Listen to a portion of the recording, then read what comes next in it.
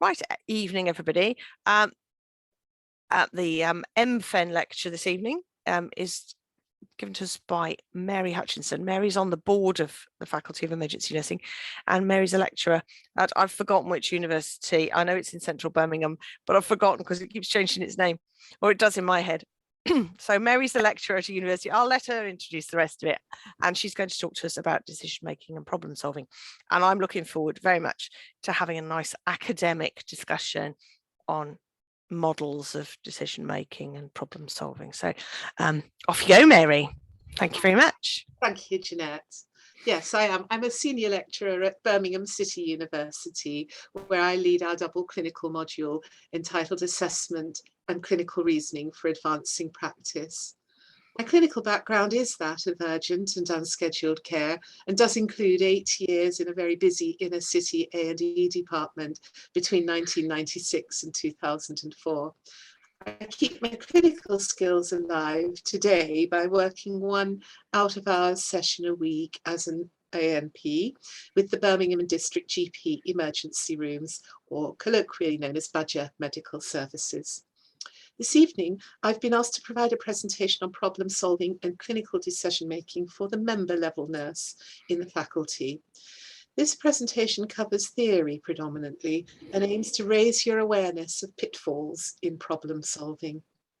I frequently teach about decision making in relation to consulting with patients, but have never actively explored the dynamics of problem solving before. Doing so for this presentation has led me to discover an interesting framework which we will work through together, and which I hope you may consider integrating to your future professional life. Jeanette, stop there momentarily. I forgot to share, didn't I? I forgot to share my head. Oh, no.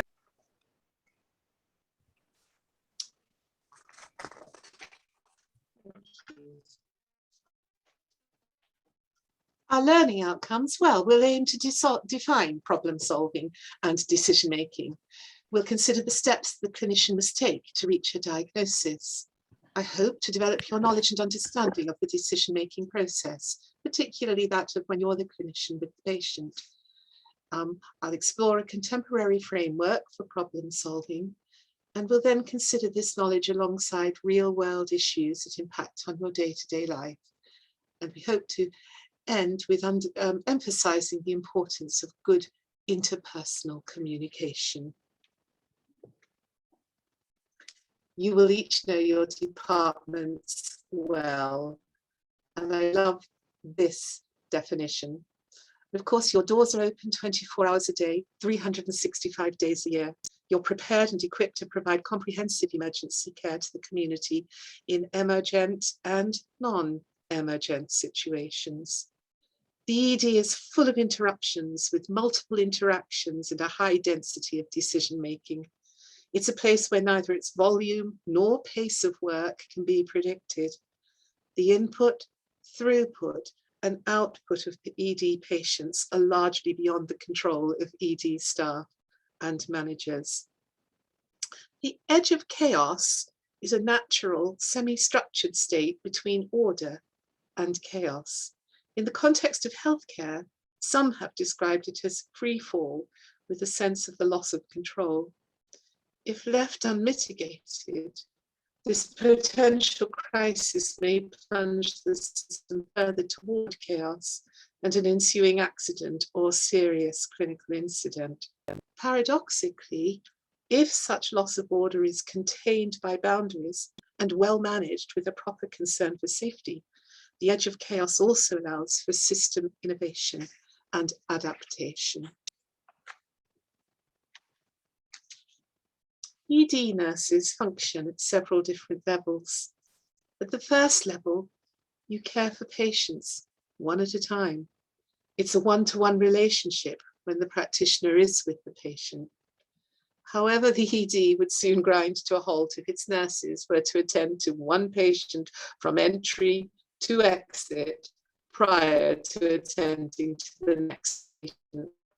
You multitask, which must be done efficiently and effectively to ensure the safety of not only the patient you are caring for at that moment, but all the other ED patients.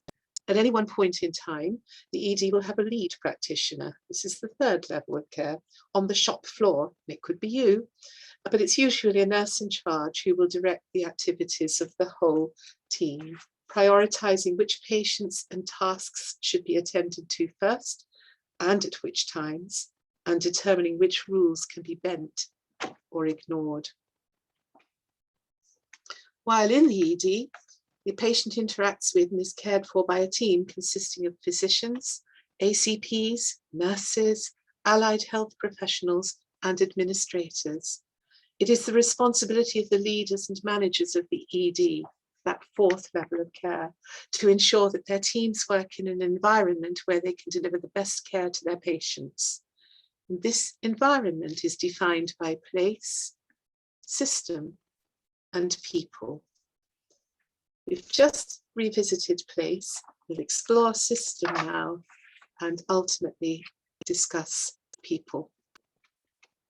To commence on an optimistic note, I like this quote from the American industrialist and founder of Kaiser Permanente. That's a US integrated managed care organization which started as a healthcare program for shipyard and steel mill workers. Problem solving is generally a set of activities designed to analyze a situation systematically and generate, implement, and evaluate solutions. Decision-making is a mechanism for making choices at each step of the problem-solving process. So, decision-making is part of problem-solving, and decision-making occurs at every step of the problem-solving process. So what is a problem? It is worth also considering our own view of what a problem is. Just as pain is what the patient says it is, a problem is what you perceive to be a problem. We're constantly exposed to opportunities in life, at work, and at home. Often we are unsure how to take advantage of an opportunity and create barriers, reasons why we can't take advantage. These barriers can turn a potentially positive situation into a negative one, a problem. Are we missing the big problem? It is human nature to notice and focus on small, easy to solve problems, but much harder to work on the big problems that may be causing some of the smaller ones. It's useful to consider the following questions when faced with a problem. Is the problem real or perceived? Is this problem really an opportunity? And does the problem need solving? All problems have two common features. Goals can be anything that you wish to achieve or where you want to be, where you want to get to. Oops, sorry. If you're hungry, then your goal is probably to eat something. If you're in charge of an ED unit or the entire department, then your main goal may be to optimize your staffing skill mix to ensure patient safety. And this main goal may need to be split into numerous sub-goals in order to fulfill the ultimate aim of providing high quality emergency care.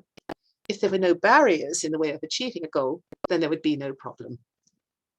Following the examples just mentioned, if you feel hungry, then your goal is to eat. A barrier to this may be that you have no food available. So you take a trip to the closest catering outlet and buy some food, removing the barrier and thus solving the problem. Of course, for the nurse in charge wanting to safeguard patients, there may be many more barriers preventing the goal from being reached. The nurse needs to attempt to recognize these barriers and remove them or find other ways to achieve the goals of the department.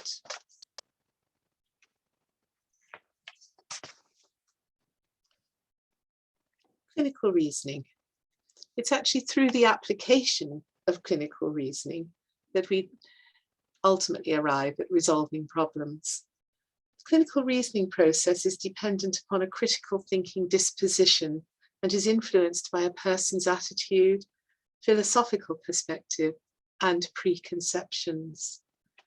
When catastrophic issues, unanticipated complex problems, or problems that evolve into cascades occur, the nurse who can't rapidly and competently shift to alternative resolution techniques will flounder.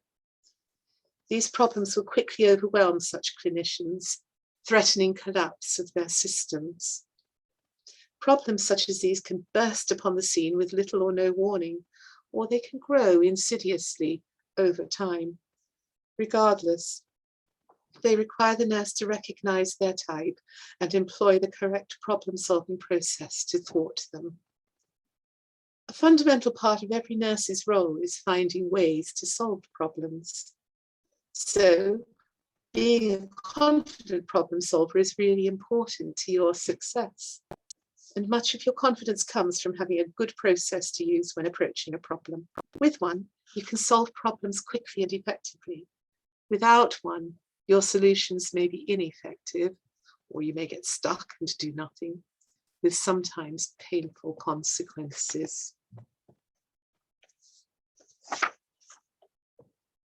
There are basic steps identified in solving a problem, and you'll be familiar with them.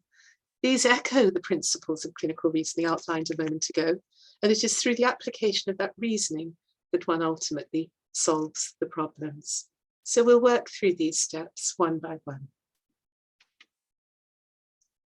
Defining the problem.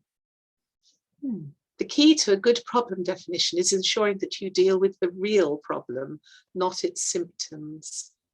For example, if performance in your department is substandard, you might think the problem is with the individuals carrying out their work. However, if you look a bit deeper, the real issue might be a lack of training or an unreasonable workload. The first phase of problem solving may sound obvious, but often requires more thought and analysis. Identifying a problem can be a difficult task in itself. Is there a problem at all? What is the nature of the problem? Are there in fact numerous problems? How can the problem be best defined? By spending some time defining the problem, you will not only understand it more clearly yourself, but be able to communicate its nature to others, which in turn leads to the second phase or step. And this is structuring. Following on from problem identification, structuring the problem is all about gaining more information about the problem and increasing understanding. This phase is all about fact-finding and analysis, building a more comprehensive picture of both the goals and the barriers. This stage may not be necessary for very simple problems, but is essential for problems of a more complex nature. In the busy ED, this stage of problem solving must frequently be processed in seconds to minutes, though without structuring the problem, one is less likely to succeed in resolving it.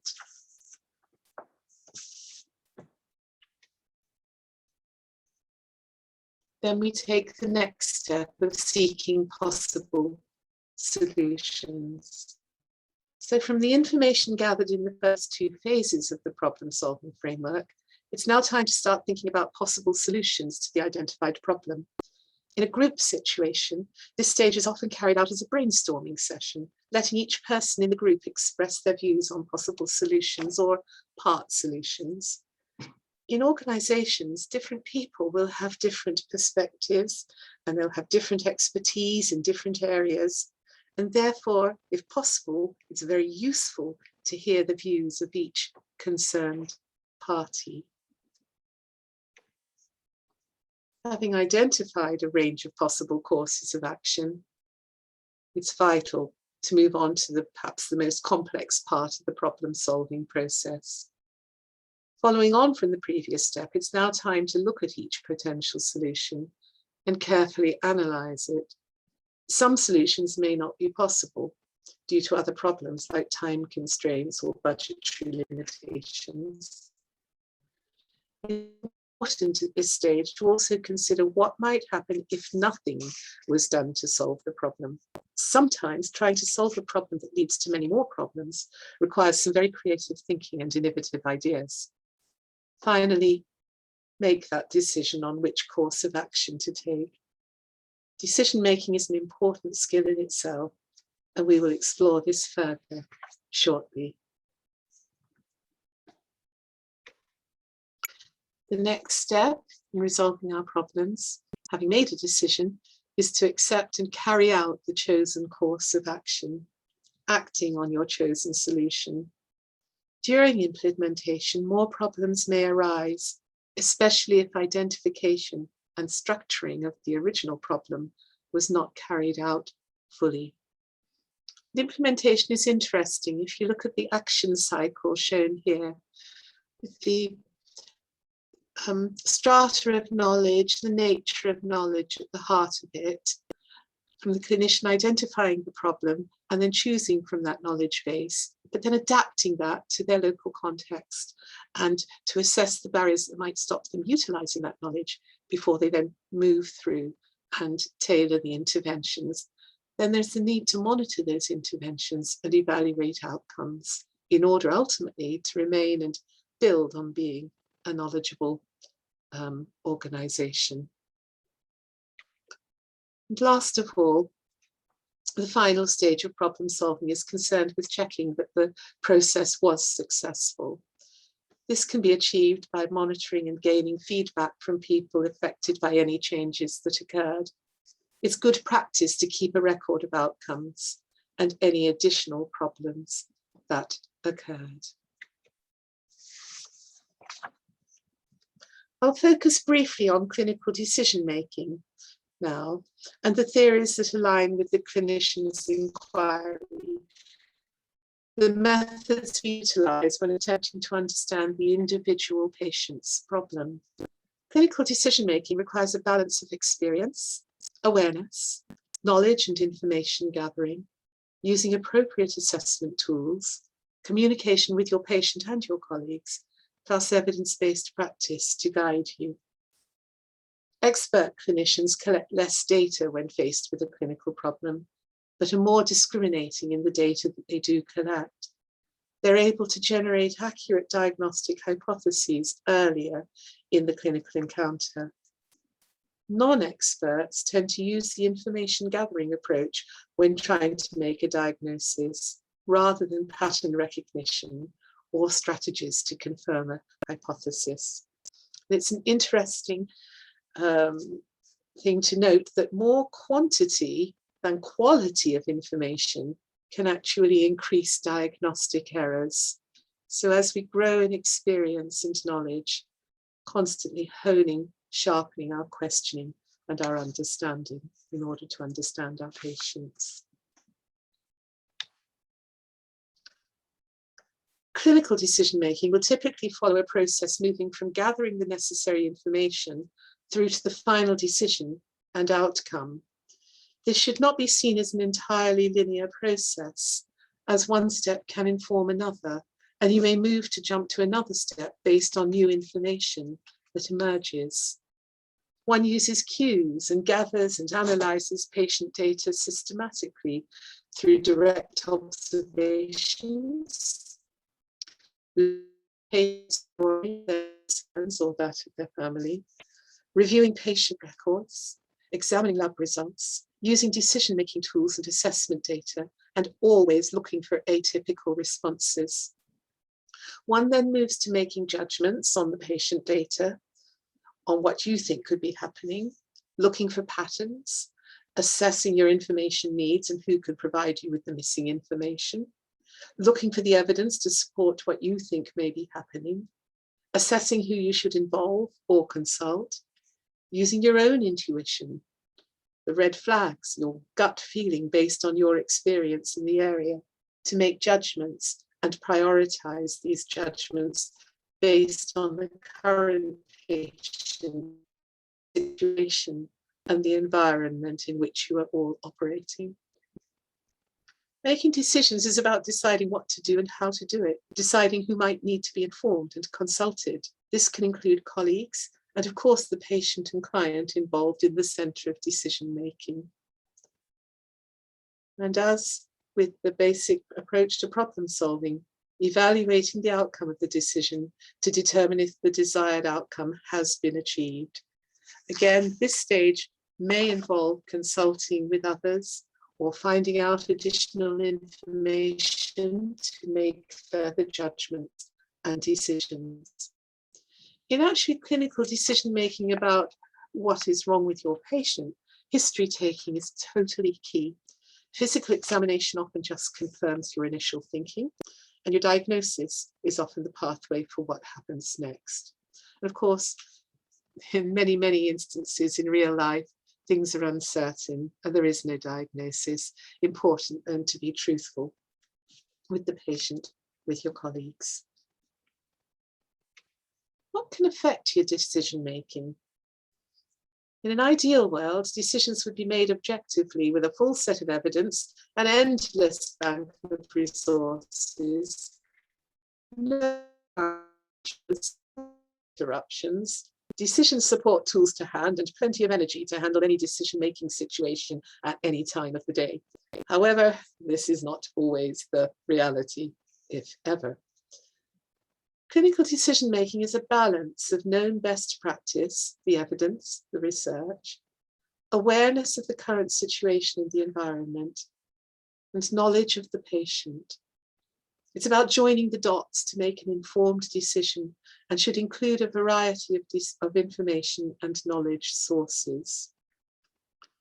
The first, in a healthcare environment, is knowing disease, knowing health and illness, the ability to recognize symptoms and signs as a presentation of disease. And that includes examination skills, objective observations, and the ability to elicit clinical signs. Knowing the evidence becomes increasingly more straightforward today.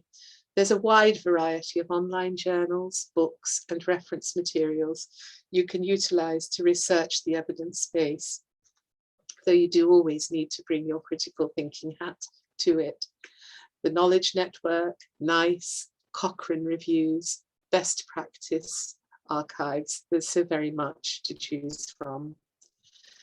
As experience develops, you will identify and build your set of cases with identifiable patterns and typical outcomes that can provide valuable background knowledge when dealing with the situation that you're in any given moment.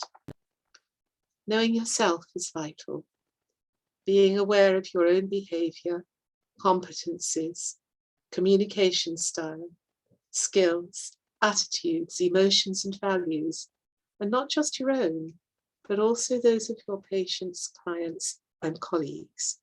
It's also important to know your limitations, being aware of when to seek help, advice, and support. Remember, you are always part of a team. Knowing the patient and the person, knowing the patient's preferences, their experiences of illness and their current situation or their care needs, and what is normal for that patient in terms of observation, mobility, and level of function. It's important to consider feedback from decision-making tools that you can use to capture patient information and analyze results.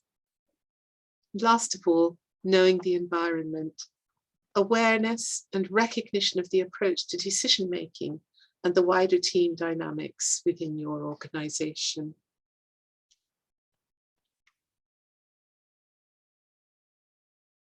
Experiential learning is one of the best ways to gain creative problem-solving skills. On the left here, on my left, there is Kolb's experiential learning theory, in which he identifies and illustrates how the learner internally processes experience, their perception of it through reflection, their cognition and abstract conceptualization, and then the next step of acting and their behavior that leads them to act. Kolb said that learning is the process whereby knowledge is created through the transformation of experience. Knowledge results from the combinations of grasping and transforming the experience. And as experienced nurses, you'll all be familiar with Benner's novice to expert theory, where Benner argued that skills and knowledge are developed through a combination of sound education and experience, and that developing skills through situational experience is an absolute prerequisite for expertise. The expert has a deep connection and intuitive grasp of situations, which determines their actions.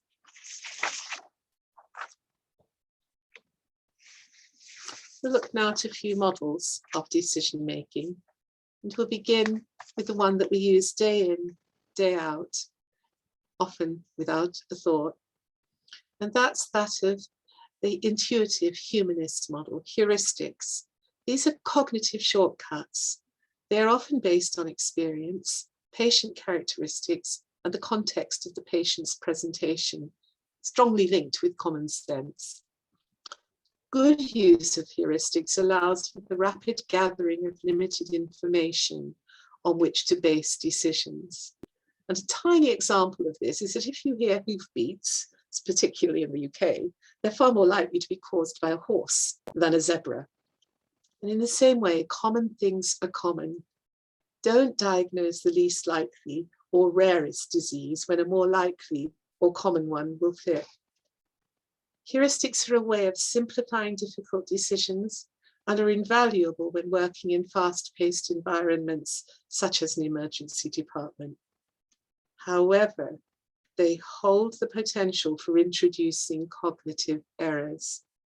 And it's quite common for people who are particularly prone to cognitive biases to believe that they themselves are good decision makers.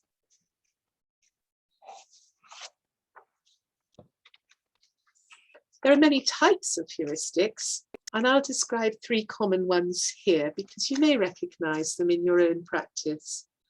The first is that of the availability heuristic, and this describes our tendency to use information that comes to mind quickly and easily when making decisions about the future. You judge the likelihood of an event or the correctness of a hypothesis based on how easily either comes to mind. Availability heuristics can lead to bad decision making because memories that are easily recalled are frequently insufficient for working out how likely things are to happen again in the future. In other words, we easily give over to low quality information.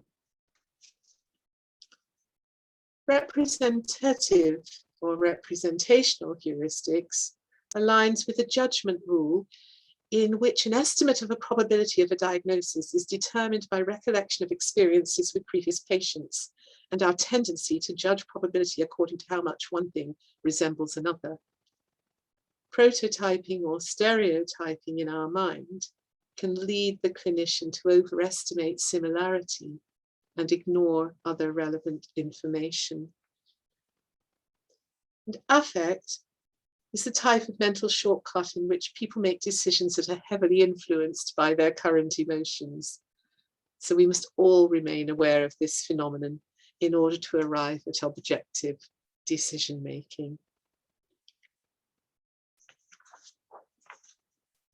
Heuristics are mostly positive, but can also result in negative consequences if not utilized appropriately.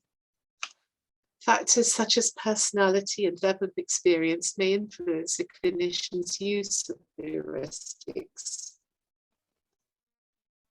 They are influenced by the context and conditions in which they are performed. Mitigating strategies such as reflective practice and artificial intelligence technology may reduce the likelihood of inappropriate use of heuristics. In addition to those that I've mentioned here, and I'll be quiet for a moment while you read these.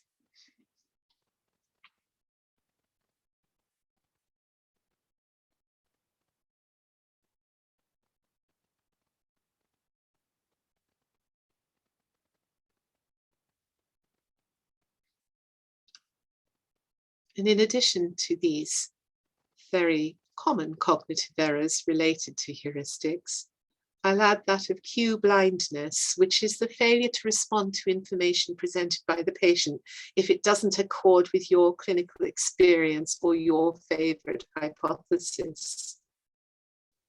There's also confirmatory bias that needs to be heeded, and this is where an initial problem is inadequately defined. So you've left out that very first step of a safe problem-solving process, and therefore inappropriate diagnostic hypotheses are generated. As humans, we do have a tendency to look for information that fits with our pre-existing expectations. And that means that sometimes in taking the history, we may focus on asking questions that simply confirm earlier judgments, and we may terminate the consultation prematurely or fail to elicit some key information.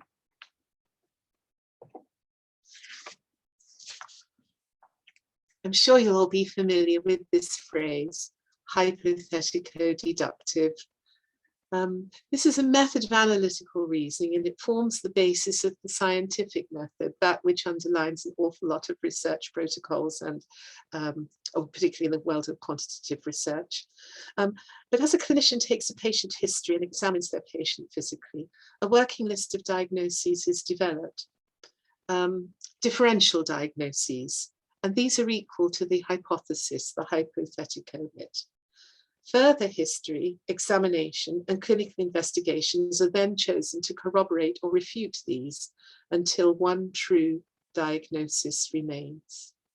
Deduction. A hypothesis is a provisional explanation for the occurrence of the patient's problem. The number vary according to the clarity of the patient's presenting problem and depend on the experience and clinical knowledge of the practitioner. This is one of the most influential theories of clinical decision-making, in which the most likely diagnoses arise from information in the initial history and any prior knowledge. Specific focused lines of inquiry then make each diagnosis more or less likely. Relevant and discriminating questions based on the presenting complaint are utilised rather than an inductive, systematic inquiry. So this is where the clinician, nurse or doctor or other becomes a bit of a detective, testing those hypotheses, honing their observations of results and whatever. And it is generally the system utilised by the expert.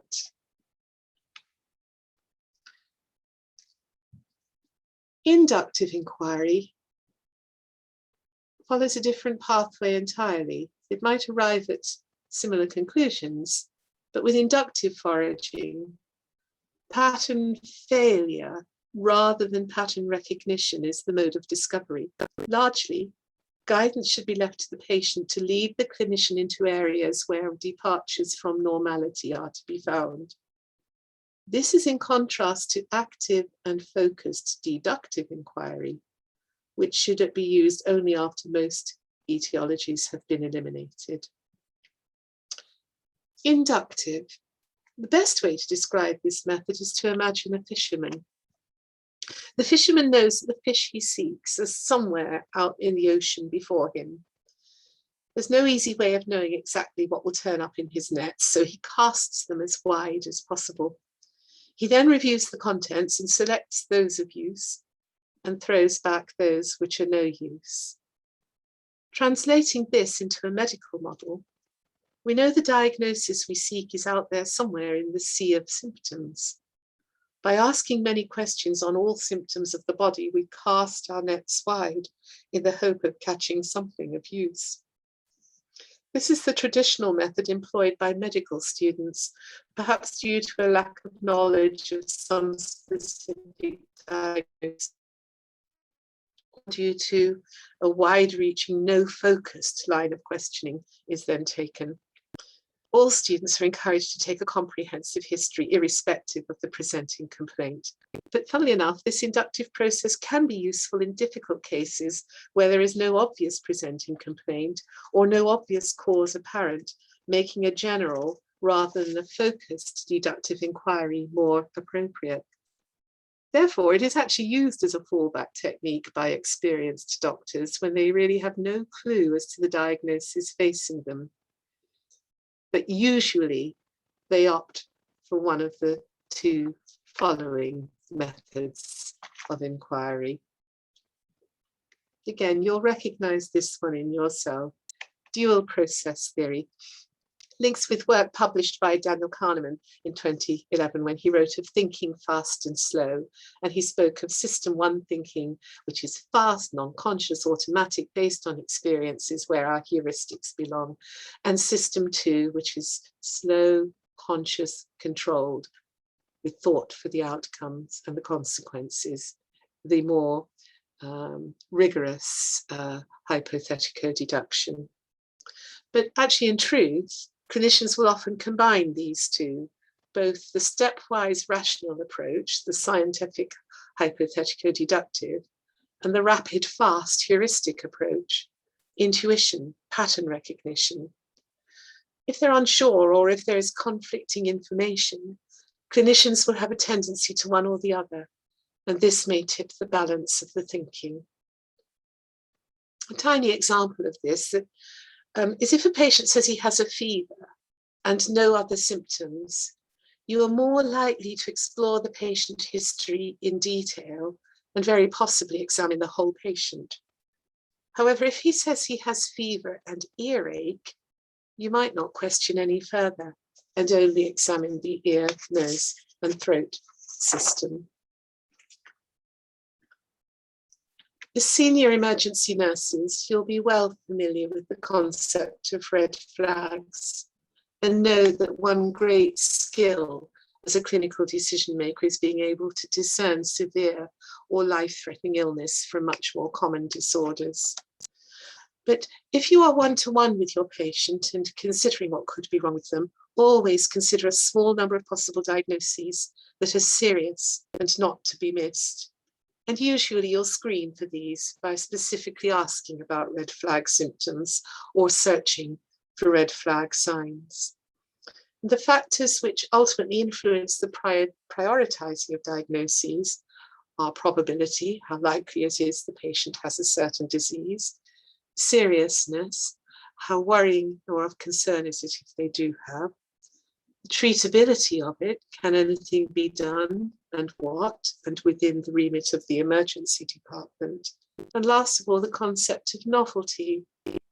Novelty is an interesting one in that it implies that the clinician may have recently made a very rare diagnosis, but actually then, for quite a period of time, thinks of it frequently when drawing up the list of diagnostic possibilities, sort of in a way forgotten that common things are common. And due to our understanding of research and the accruing mountain of evidence that comes on, we now have aids to clinical decision making that we use in our everyday work, protocols, guidelines, algorithms. It's not possible to follow protocols and algorithms or even evidence-based guidance blindly. One size will never ever fit all. And you need to be able to integrate the evidence with many other factors, including the patient's presentation, the patient's values, and what you discover on your individual assessment. But in triage, you're probably well used to applying the Ottawa ankle rules to decide whether your patient, whether imaging of your patient's ankle or foot is required, or maybe with the sick child, you apply the fever pain criteria to decide the severity of the malaise. The Wells score is demonstrated here. Think of news too that you probably use every day in your work. All of these, to be really valuable, need to be validated. I don't know whether that's a good time to take a break, Jeanette. I don't know what time it is. I think that's a great idea. Let's take a 10-minute break at this point, shall we? Okay. And then everyone can digest that. That's a lot of theory you've been packing in there, Mary. Sorry. No, I was looking forward to lots of theory, but lots of theory does take a bit of digestion. So a pause would be good. Yes. Yeah.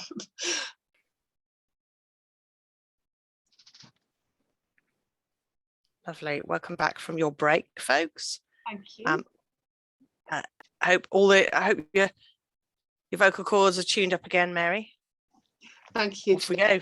Thank you. I'm just wondering if my machine is going to play with me now. It doesn't seem to.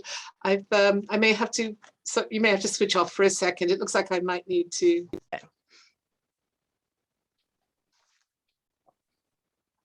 Thank you.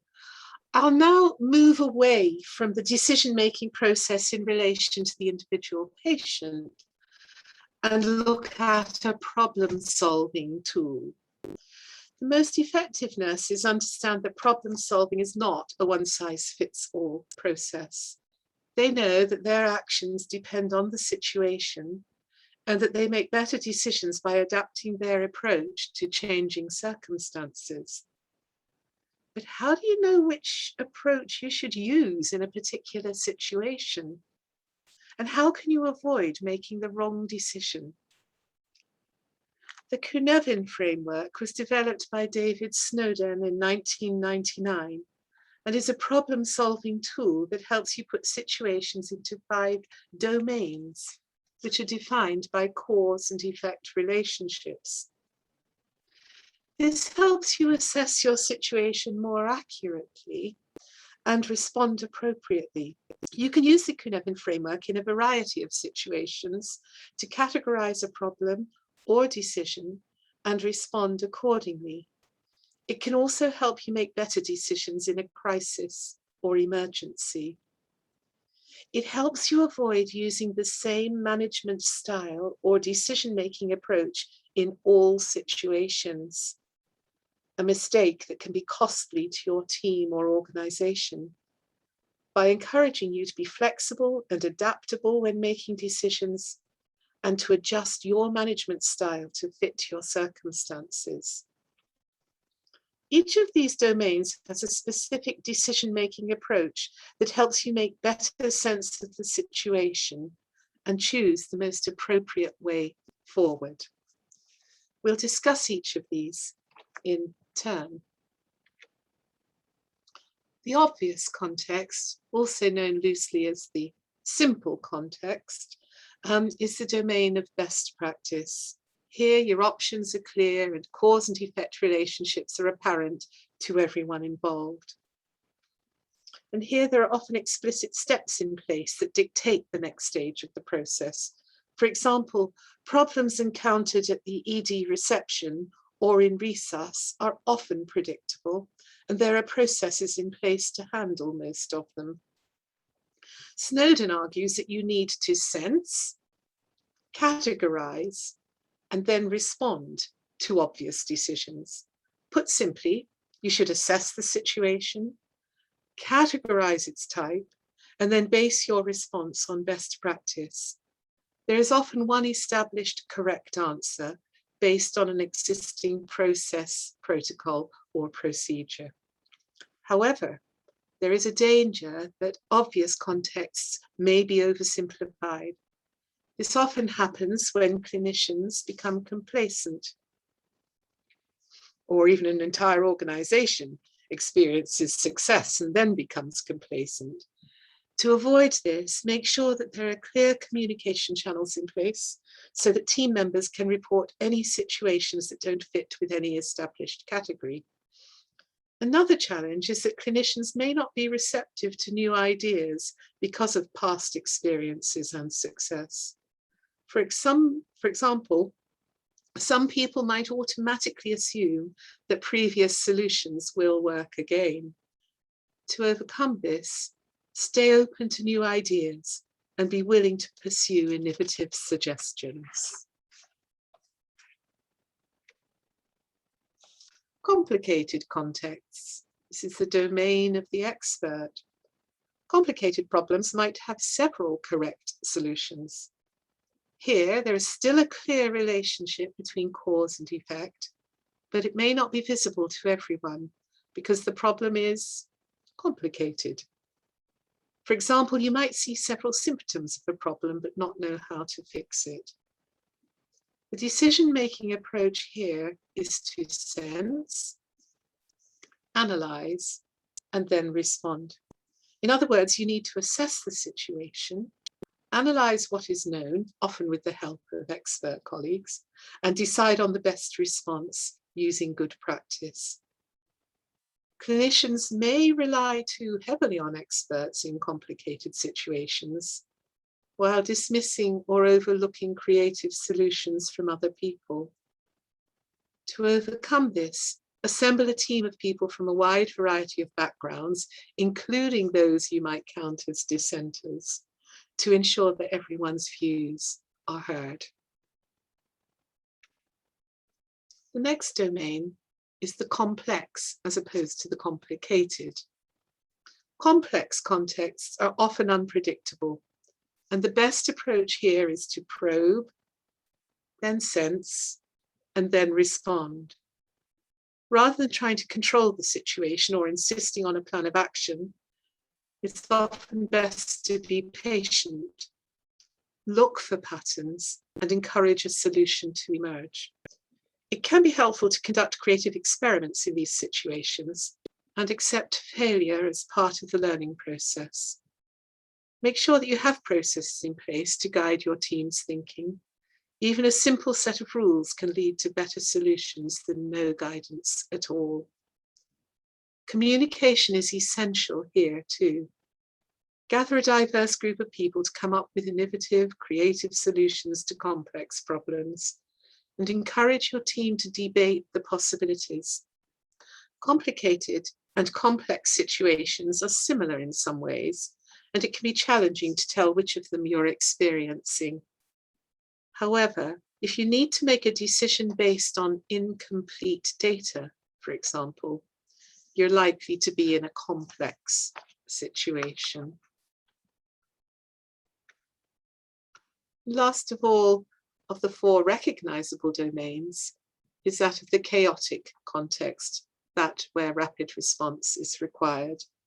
Crisis and emergency scenarios often fall into this domain. The decision-making approach here is to act, then sense, and then respond. You need to act decisively to address the most pressing issues, sense where there is stability and where there isn't, and then respond to move the situation from chaos to complexity. To navigate chaotic situations successfully, conduct a risk analysis to identify possible risks, prioritize them with a risk impact stroke probability chart, and make sure that you have a comprehensive crisis plan in place. It's impossible to prepare for every situation, but planning for identifiable risks is often helpful. Reliable information is critical in uncertain and chaotic situations, so make sure you know how to communicate in a crisis.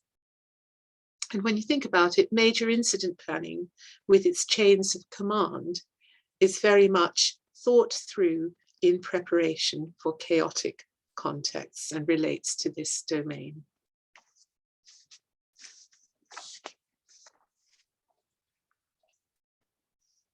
Oh, and disorder is the state that one completely wants to avoid. Here, it isn't clear which of the other four domains is dominant, and people generally rely on naturalistic decision-making techniques that are known and comfortable. Your primary goal in this situation of disorder is to gather more information so that you can move into a known domain and then take the appropriate action. When I reflect upon my years of emergency care, I recognize having experienced each of these domains, plus the occasional descent into disorder. I now want to share a healthcare variant sense-making framework proposed earlier this year by a group of Australian emergency care clinicians and researchers. On the left of the screen is the model as outlined in the first place by Snowden, with the four domains and the hopefully avoidable one of disorder at the center. But on the right is what the Australian team suggests, and I think it's very, very reasonable, and we'll show you how it's reflected in what you already do today.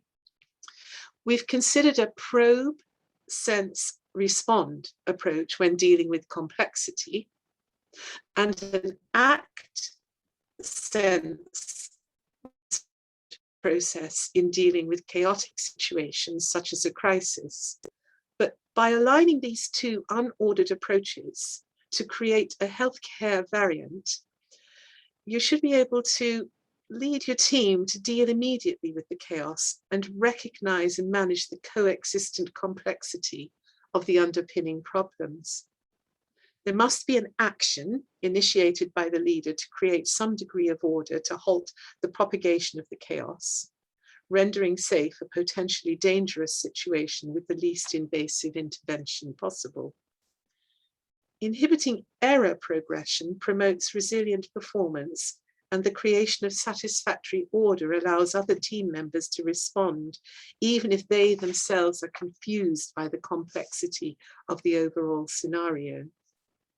The probing for further information and iterative sense-making by the leadership team allows for more definitive solution responses to be enacted, moving the system edge of chaos.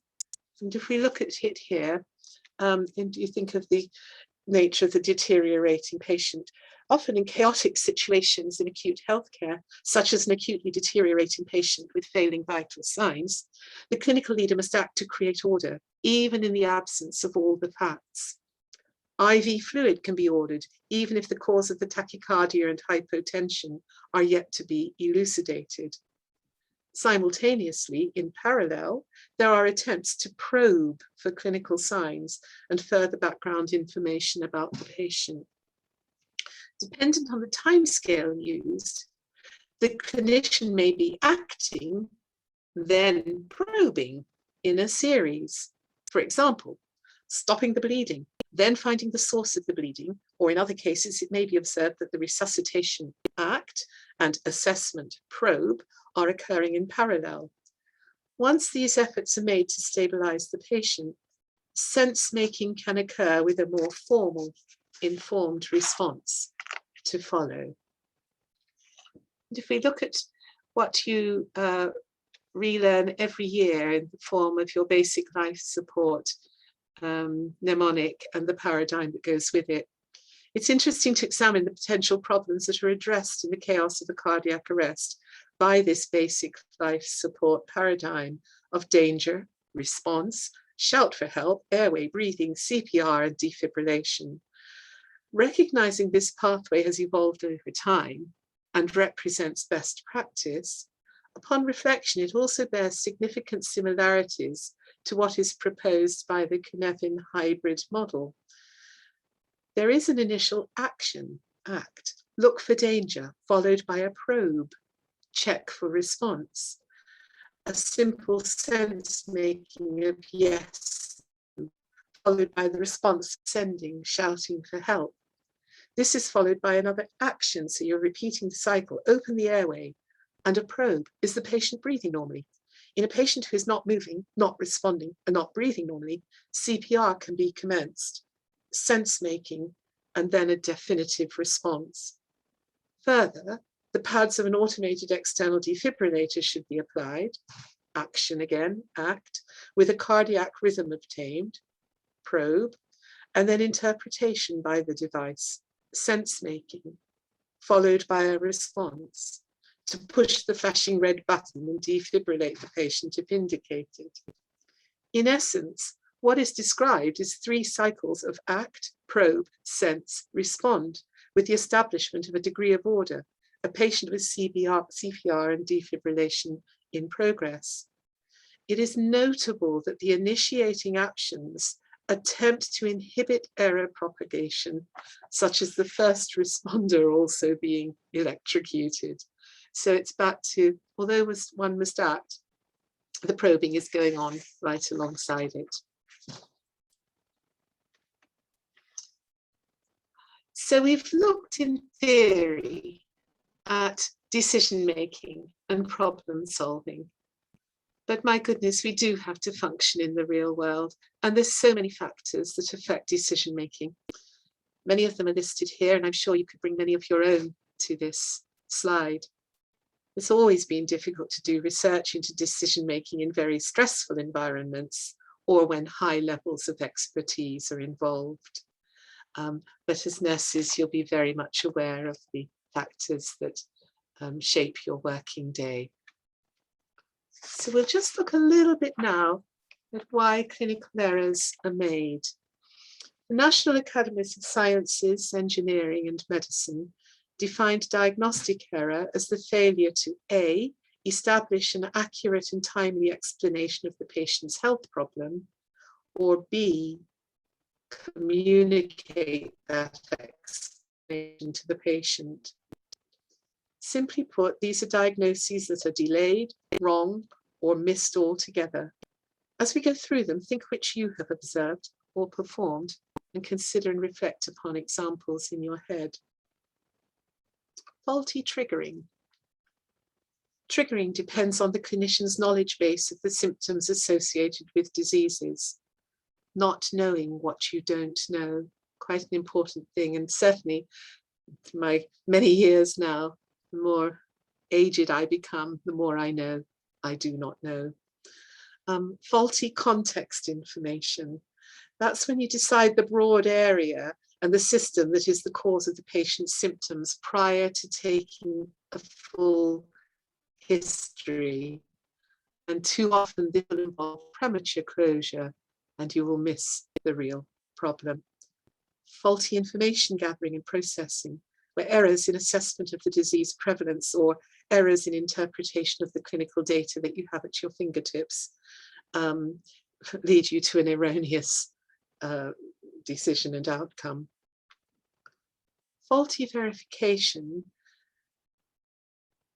In the end, you have to ensure that all the symptoms experienced by the patient are explained by the final diagnosis and that no other reasonable diagnostic probability exists. Remember that there's a risk of false positives early in the course of any disease. And of course, there are errors where absolutely no one and nothing is. Some clinical presentations may be so rare that it is unlikely that any physician would have thought of it as a diagnosis. And early on presenting features may be so non-specific, and we know this from the children sent home from the PEDS unit who ultimately proved to have sepsis, so that when they've presented, there's just not enough there on which to make a diagnosis. And so often it becomes a no-fault error, even though they've missed common forms of illness. I'll give you a minute to read the screen about other common root causes of medical errors.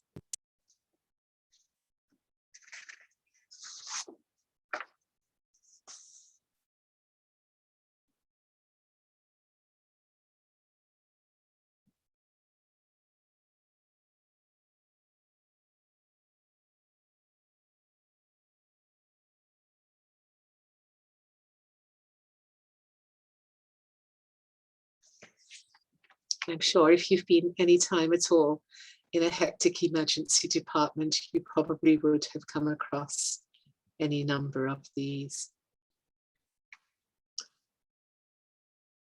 There are steps made to try to reduce the global burden of diagnostic errors.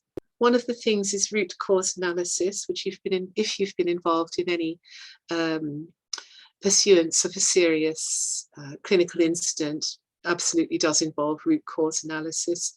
Human factors need to be taken into consideration as well.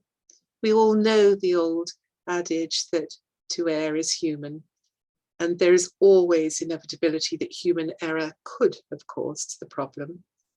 No one is immune to error, however qualified or experienced the person is. And human error is a learning process and probably helps to make better people. Punishing people and blaming them is quite often counterproductive. Root cause analysis human factors would reinforce the oft-repeated truth that human conditions cannot be changed, but the conditions under which humans work can be. The root cause analysis team has therefore to address the organizational causes that have led to the problem caused by human factors. and find solutions that address those causes adequately. Clinicians themselves have listed these many things here as reason for diagnostic error. But again, as a busy nurse who may or may not be actually in the game of assessing and diagnosing your patient fully, I find that most of these factors would us nurses in that situation. This came when doctors were asked to retrospectively report the reasons for their diagnostic errors that they'd been aware of over a 12-month period. It does go back over 20 years to 1999, but sadly, I imagine little has changed.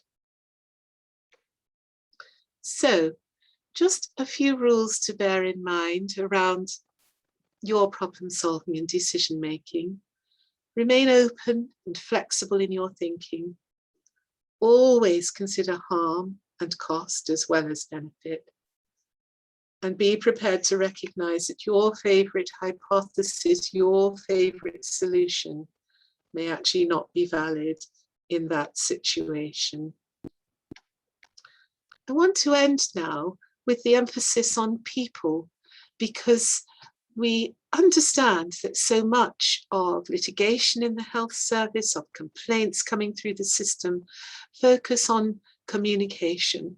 Now, I'm not about to embark on a lecture on advanced communication skills, but a year ago, I heard Chris Turner, who is an ED consultant in the Midlands, in Coventry, I believe, speak about the importance of us being professional, polite, and kind to one another, particularly in environments that are high stress. He's founded a wonderful movement called Civility Saves Lives. You can find his website easily by simply Googling Civility Saves Lives. What I'd like to do now is to play a TED talk that he gave 2 years ago to nearly bring to a close my presentation.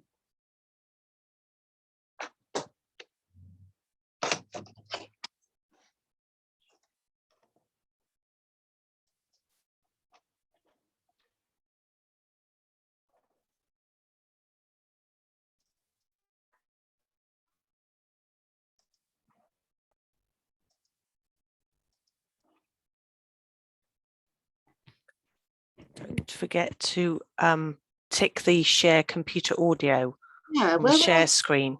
I'll find it on the share screen, will I? Yeah, it's on the bottom left of the share screen. If you tick the box that says share computer audio, then we'll hear the audio with your clip. Thank you. Make this large for the moment. Share sound. Thank you for that, Jeanette. And is that busy screen sharing? Yep. Lovely. Okay, I'll press go and then enlarge it.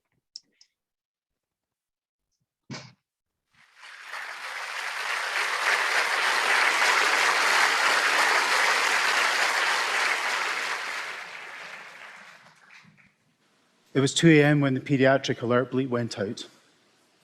The intensive care registrar and paediatric registrar arrived in the emergency department at the same time as an acutely short of breath 4-year-old girl. The nurses put on the monitoring, the doctors examined the child and spoke with the mother. And after a few moments, they met at the bottom of the bed. They had a discussion about what they thought should happen next. It was passionate, it became heated, voices were raised. And eventually they decided to go with maximum drug therapy and that they wouldn't do her breathing for her at this moment in time. The intensive care doctor left. He went back to his department and the paediatric doctor started trying to get intravenous access in the little girl's arm. The nurses asked, "What do you want us to give next?" And he replied, "Aminophylline." They spoke for a moment or two, and then they leaned forward and said, "How do you make it up?" Because they were adult nurses, and there were no paediatric nurses in this department overnight, and you make it up differently for children and adults. He said,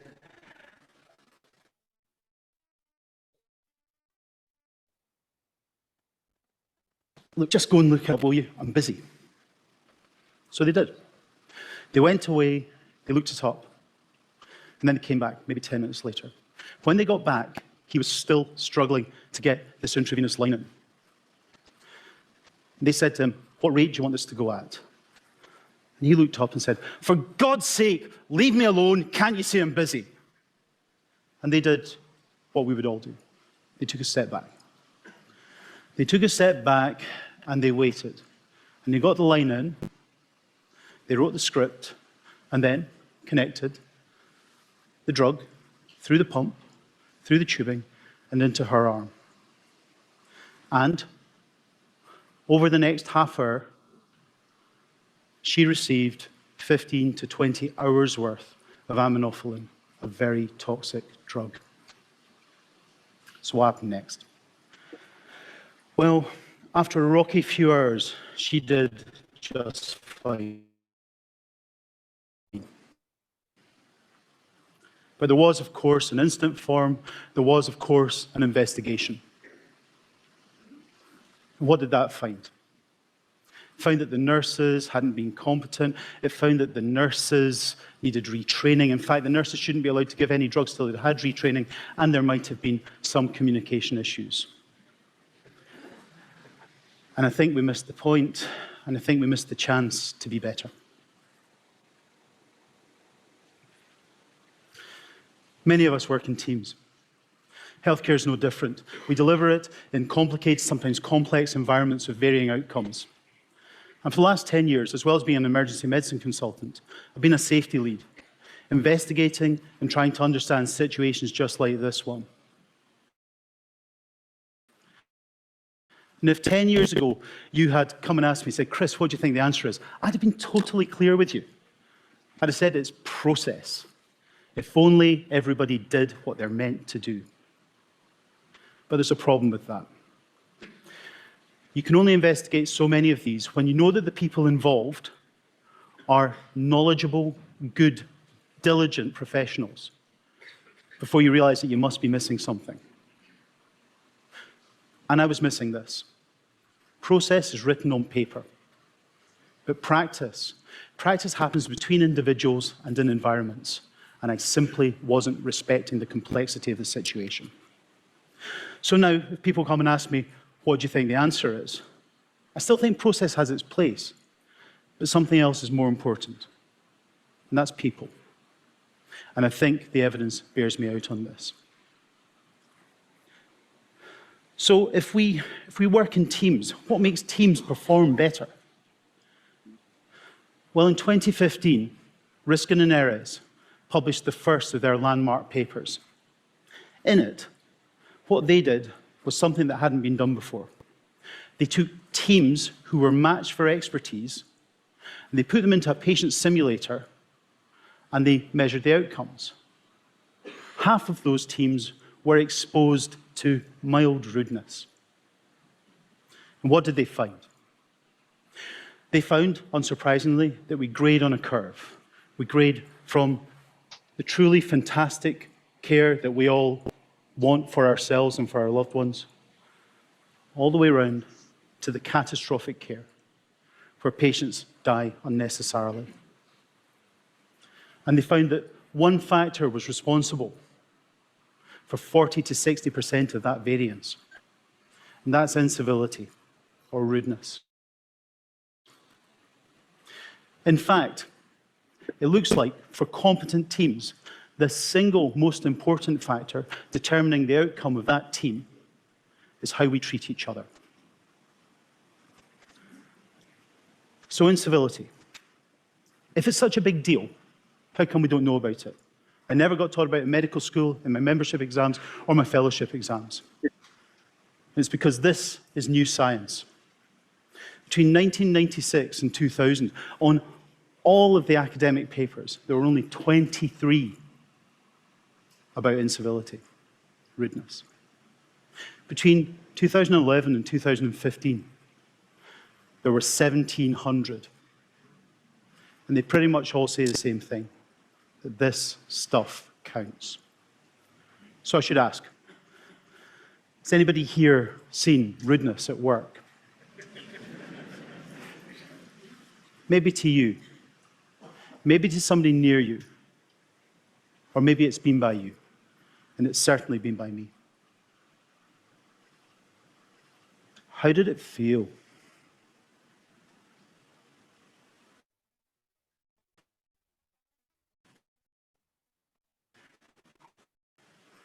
Now, my guess is there's a bunch of people, when they're thinking about it, feel angry. But that's not where we start off. In the moment when it happens to us, we feel belittled, ashamed, humiliated. We feel powerless, like children. And then slowly, over minutes, sometimes hours, sometimes days, we start to make sense of it. And then we find ourselves saying, how dare you? How dare you treat me like that? And that's when we find the anger. So today, I'd like to talk about two of the groups that are affected by incivility. Because now, thanks to the wonderful work of people like Christine Porath, we're able to put some numbers onto this. And to do it, I'd like to talk about bandwidth. Because on a good day with a following wind, we're pretty smart people, and we can deal with 5 to 7 things. But we have lives, we have cars, bills, houses, family, and it takes up space. So by the time we get to work, we're maybe dealing with 3 or 4 things. What happens when somebody is rude to another person? What happens to the recipient? And I'm talking here about mild to moderate rudeness. I'm not talking about screaming and shouting in your face. That's completely different. On average, when somebody is rude to us in a mild to moderate way, our bandwidth reduces by 61%. And then we cart it with us through the day. We cart this thought of what on earth happened. And then, at the end of the day, we get in the car or on the bus, and we're sitting there and we feel a wee bit safe, and our bandwidth starts to open out again. And then we have that moment where we go, boom, that's what I should have said. That's what I would have said to him.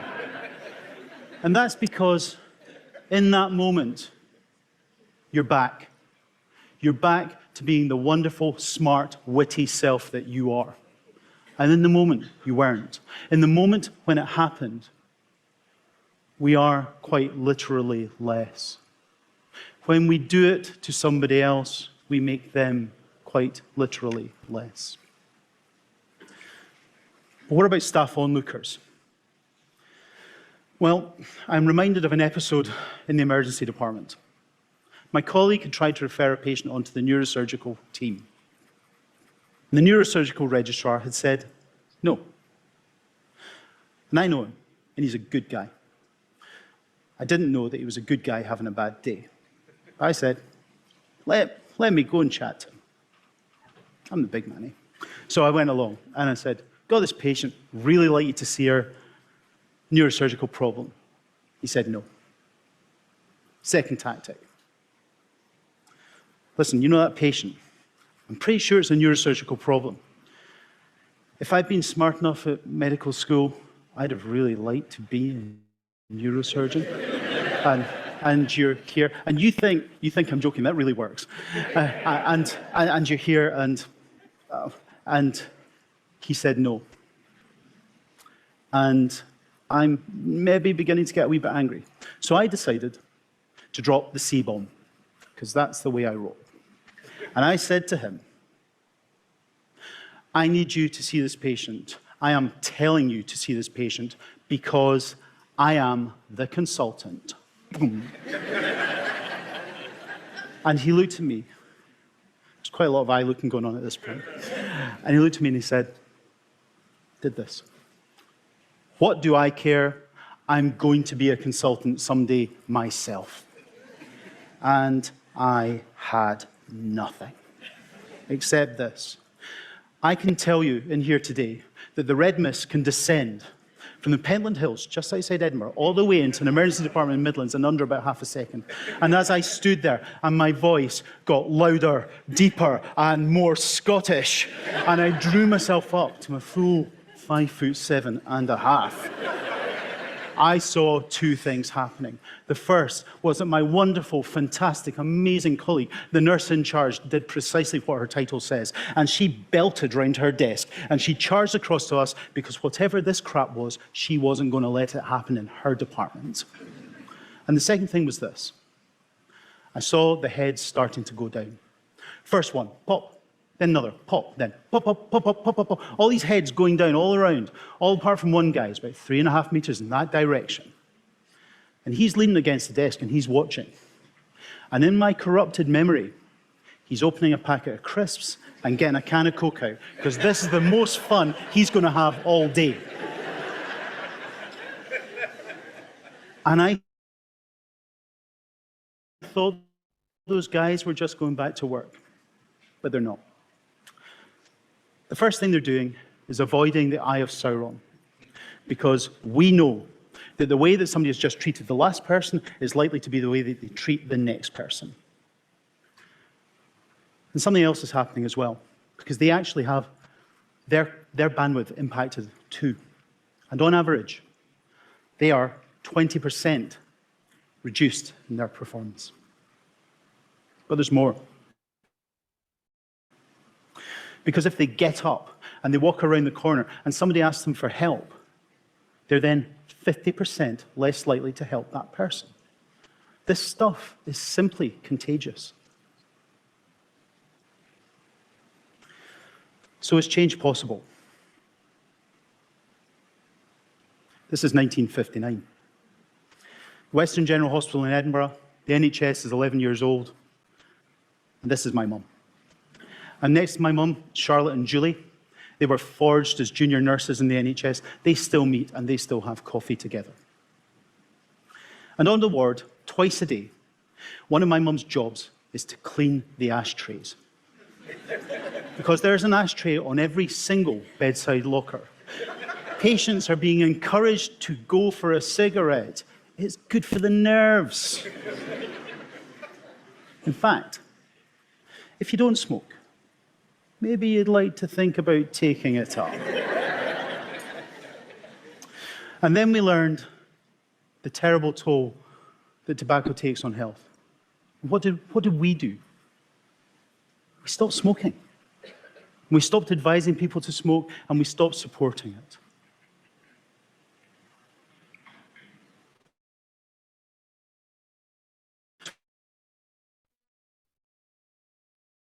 In 2019, we're beginning to understand the impact that behaviour has on team performance. And that's great. What a wonderful opportunity. Because by choosing to behave in ways that value and respect the people around us, we help individuals and teams to perform at their peak. In my world, civility can literally save lives. But for all of us who work in teams, who work with people, civility can be the difference between okay and great, no matter what we do. Thank you very much.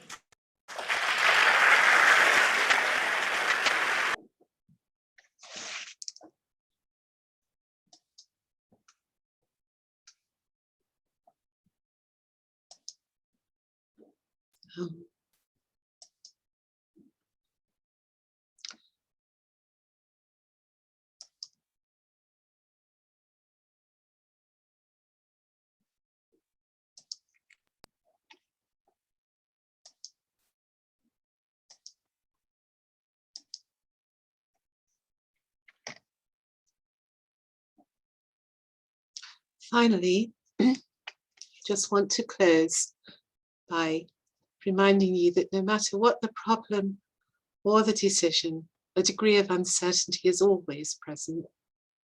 No approach will be right all of the time. Cultivate the habit of critical reflection with genuine curiosity and humility. Look at how the patient and/or your colleagues experience their problems, in addition to coming up with the right solution, diagnosis, or plan of care. And absolutely, almost all excellence in healthcare is dependent on teams. And teams work best when all members feel safe and have a voice. Thank you.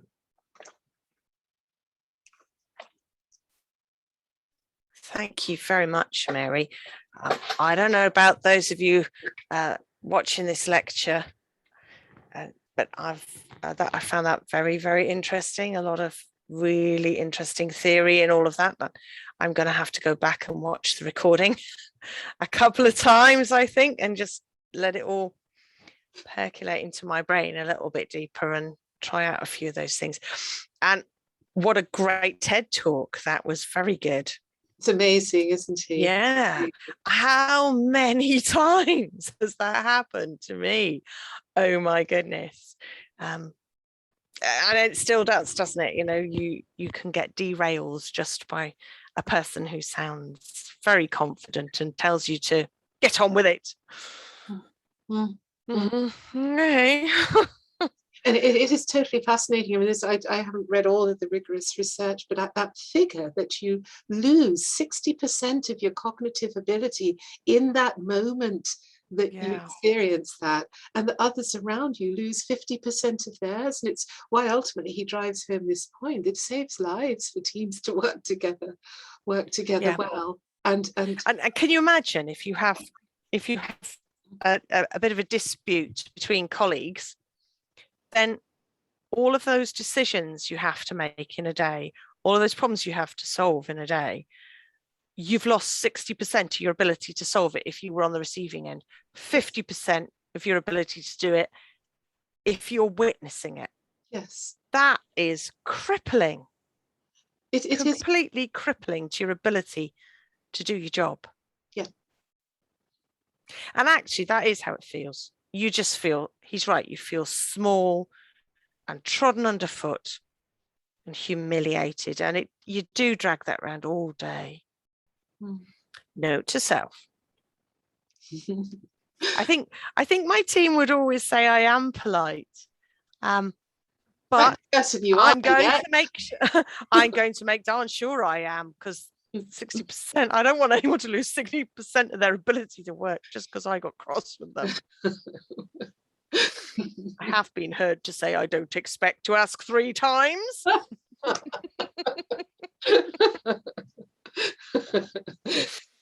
No, but I don't expect to have to ask 3 times. I think that's at least once too much, if not twice. Right. Okay. Now I need to bring up the QR code. So bear with me while I find the QR code for this evening's lecture, and then we can get folks to zap the QR code and do their evaluation of today's session. Where is it? Oh, is it on there? Slide deck should be. Let me just have a quick look and make sure I've got it, and then I'll share my screen. I don't want to share the wrong one. Yes, there it is. Lovely. Okay, I will share my screen and then everyone can zap the QR code.